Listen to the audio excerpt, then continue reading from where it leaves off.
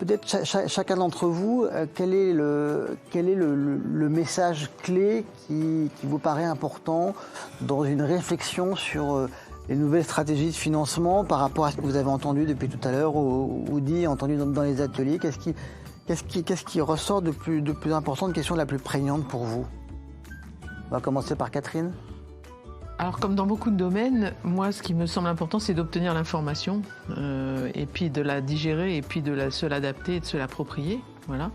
Et je pense qu'effectivement, la représentativité ce soir permet effectivement d'avoir des informations que moi, je ne connaissais même pas tout sur l'économie sociale et solidaire. Je connaissais des éléments, mais pas tout. Et quand on est agréé, on connaît certains éléments qui nous intéressent et pas tout.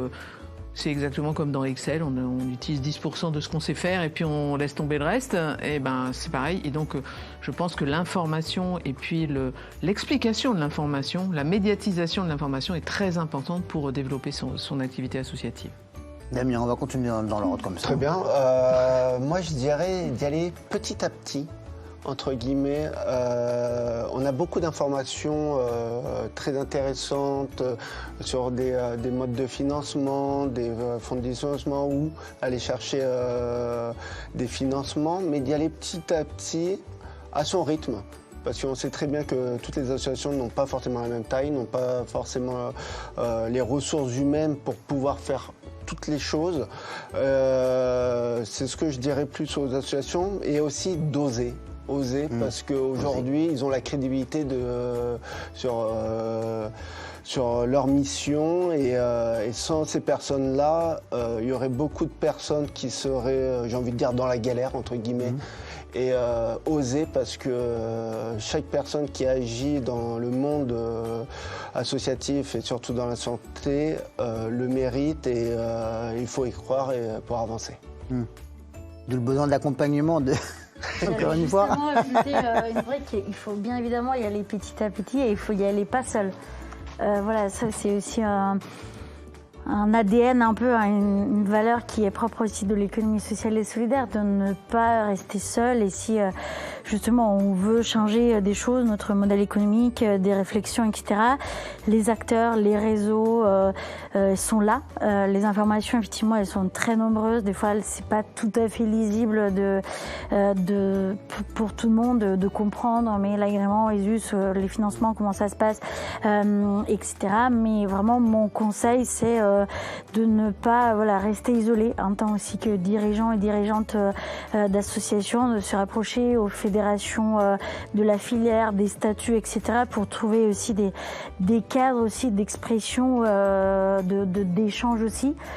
Et aussi, notamment en Ile-de-France, les professionnels de l'accompagnement et du financement sont vraiment nombreux et nombreuses et qui sont là vraiment pour accompagner et permettre, in fine, le développement aussi de l'économie sociale et solidaire. C'est vrai qu'on a une grosse ambition ce soir de présenter des éléments de manière assez générale, assez globale pour ouvrir le champ des possibles pour certains d'entre vous, pour ouvrir les questionnements dans vos réflexions individuelles. Il sera nécessaire sans doute pour chaque situation de revenir vers un accompagnement, de revenir vers la France Asso Santé si vous avez des questions sur l'affiliation à France Asso Santé suite à un agrément. C'est des questions en effet éléments. Cécile. Oui, c'est un peu une synthèse de ça, c'est oser rêver, oser faire et puis oser aller vers l'autre. Moi, c'est une des choses qui m'avait surprise quand je suis arrivée chez France Rhin, où je m'imaginais devoir faire le VRP porte à porte et trouver porte close. J'ai été étonnée à quel point les portes s'ouvraient facilement, à quel point l'ensemble des acteurs étaient ouverts au dialogue, ouverts aux idées, ouverts aux projets.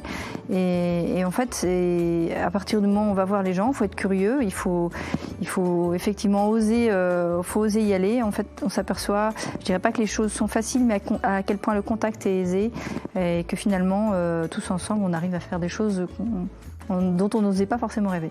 Ravi qu'il y ait eu cette interaction, parce que c'est faire la jonction de mondes qui se croisent mais qui ne se connaissent pas forcément bien entre les questions d'agrément, l'ESS, les associations, le quotidien des associations, parce qu'on est souvent, nous, je m'inclus dedans, vu que j'ai, avec mon activité associative, pris dans le quotidien et on a quelquefois besoin de prendre un peu de recul. J'espère que c'est ce qu'on a réussi à faire aujourd'hui. Et que c'est ce qu'on fera encore une fois au deuxième épisode des rendez-vous récap en 2023 qui seront le mardi 14 novembre, même heure, même endroit. Et toujours sur l'enjeu du financement des associations, mais on parlera là plus spécifiquement des impacts du contexte économique et sociétal actuel. On en a un petit peu parlé aujourd'hui, mais on creusera le sujet sur quelles sont les implications dans les modes de financement et comment agir malgré tout pour nos causes dans la réponse à nos objets. Merci, bonne soirée et à très vite.